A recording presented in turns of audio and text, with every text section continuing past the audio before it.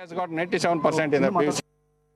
I want to go across to our man on the ground. Gaurav Sawant joins us, and the piece of relief for all of us, and I'm sure those who are watching as well, is that Gaurav is now out of the Kyiv city centre. He's in the outskirts of the city. We were very keen after the government's advisory that Gaurav get out of that area very close to the main railway junction where he was. So Gaurav, first tell us, how are you doing?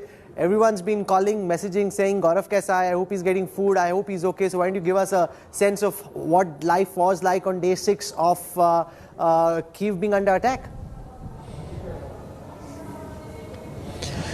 Day 6 was tense. There were nervous moments, but the apprehension basically was how do you ensure that Indian students get out of here as quickly as possible, Indians come out of here as quickly as possible, because the apprehension, Rahul, is that something big could happen either tonight or in the next 24 hours, considering what's happening in Kharkiv. And now this has hit us. It has hit us so close home with an Indian student having lost his life.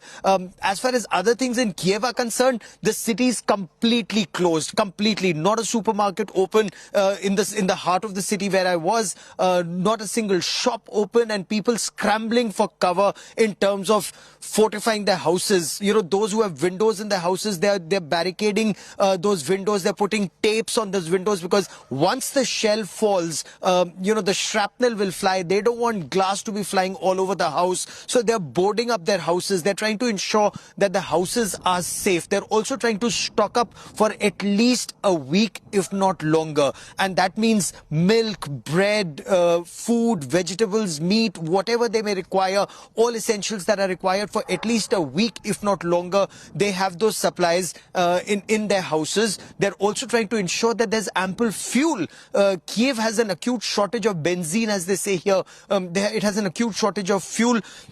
So people are actually crossing these multiple barricades, and since we drove from the city center to the outskirts, there are multiple barricades that have been set up, and very concrete military barricades, military grade barricades of 4 layers and 5 layers, where your vehicle has to snake through 3-4 times, and there are soldiers at every level, and tires and those cross barriers, they've been put up everywhere to ensure it's not a smooth ride. And each fortification is manned by soldiers. Now those soldiers, whatever weapons they may have, small arms, some with bigger arms, and at some locations they have proper weapons to even stall the advance of an armor column. It just depends on what kind of armor column do the Russians come with, and whether they have enough arms and ammunition to withstand the onslaught that they may feel, to withstand the onslaught that may come their way. So well fortified Kyiv, and today was the first time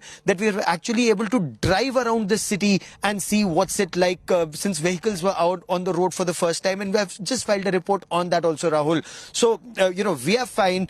We did manage to stop at one supermarket, one actually neighborhood supermarket, and pick up some food and stock up for some time. So that way we are perfectly fine. Now we're just bracing for what kind of an attack will come Kyiv's way, Rahul.